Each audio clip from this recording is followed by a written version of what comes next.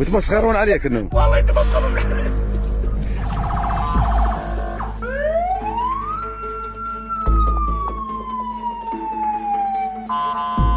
والله الشعب يا زلمه شعب يعني شعب همجي وما يتعلم، والله ما يتعلم. ما لهم شغل بهالسالفه. يعني ماشي شيء. صابون على حسابه يا رجل 35,000 والله ذاك الصابون اشوفه ومش على حسابي.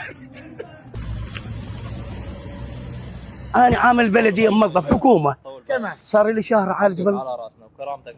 انا اريد تاخذوا لي حقي. طول بالك حقك والله. والله ناخذه ان شاء الله. ويلا حقك يجيك ما ان شاء الله. انا اريد حقي. طول بالك يا شباب. تفضل. اول شغله كرامه اي مسلم هي من كرامته. نعم. وانتم ما يصير يعني اي واحد يحط حاله بمكانه او رجال يعني شبير قاعد يشتغل بحمامات وغيره. الاصل منا انه نحترمه يعني. يا عين ما عليك. الاصل انه نذله او تمام. يعني نتعدى عليه او تمام.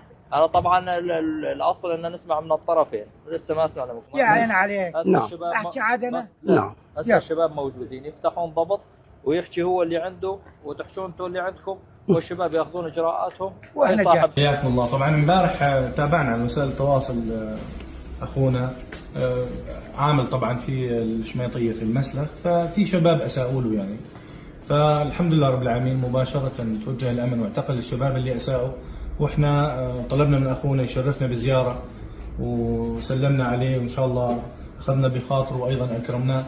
وهذه رساله للجميع انه اي عامل اي انسان حقوقه مصانه في هذه الدوله، واي اعتداء اي معتدي راح ينال جزاؤه بصراحه. فالكل مطلوب منه يتعامل بسلوك منضبط وبسلوك اخلاقي عالي جدا. الله يحفظكم يا رب.